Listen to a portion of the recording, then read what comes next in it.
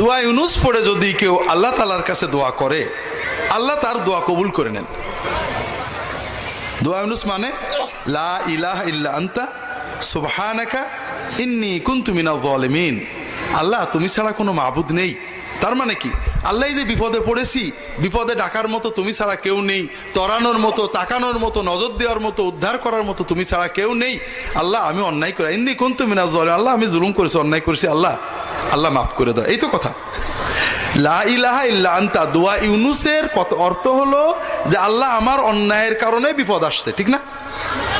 আমার কর্মফলে বিপদ আসছে, আল্লাহ তুমি ছাড়া তরানোর কেউ নেই, আমি স্বীকার করছি আমি অন্যায় করেছি, তুমি দয়া করে তরায় নাও। এই তো কথা, ঠিক আছে না? তার মানে বিপদ আসে আমাদের বদামলের কারণে। এই তো কথা ভাই।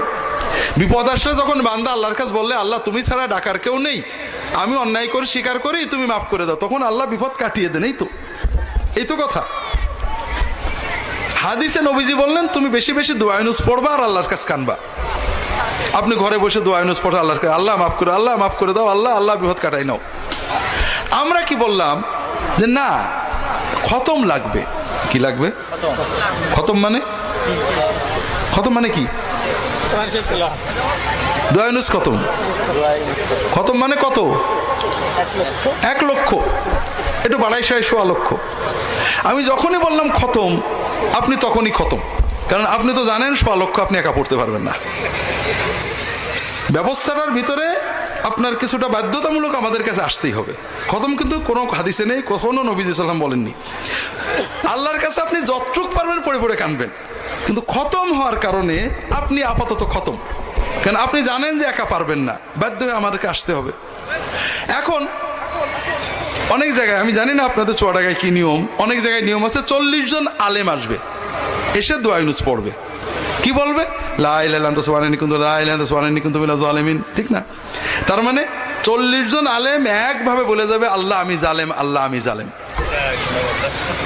কিন্তু যে বাড়িওয়ালা, আমরা তো এই কাম করি, যখন কোনো দোয়ার জন্য কারোর বাড়ি যাই, আমি লক্ষ্য করেছি বাড়ির কেউ দোয়ায় বসে না। হ্যাঁ, তার মানে কি, খেয়াল করেন, 40 জন হুজুর প্রত্যেকেই বলছে আল্লাহ আমি জালেম, কিন্তু যার অন্যায় আল্লাহ বিপদটা দিয়েছেন সে কিন্তু কিছুই বলছে না, কারণ সে একমাত্র ওই 40 জনের ভিতরে একমাত্র আলেম যে কোনো অন্যায় করিনি। এই সিস্টেমটা ভালো হলো না। এই সিস্টেমে আমরা কিছু টাকা পাই, হয়তো কিছু দোয়া পড়ি, কিন্তু আসলে জিনিসটা আপনার জন্য ভালো হলো না।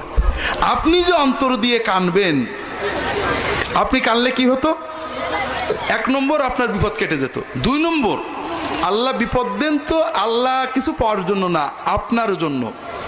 বান্দা যখন বিপদে আপদে আল্লাহর কাছে কান্দে, বাপের অসুখ, মায়ের অসুখ, ছেলের অসুখ, খালি কান্দে, সেজদায় যে কান্দে। খুব ভালো করে বুঝুন, দুনিয়ার শান্তে, ব্যবসার জন্য, ছেলের জন্য, মেয়ের জন্য আল্লাহর কাছে কান্দতে কান্দতে আপনি আল্লাহর ওলি হয়ে যাবেন।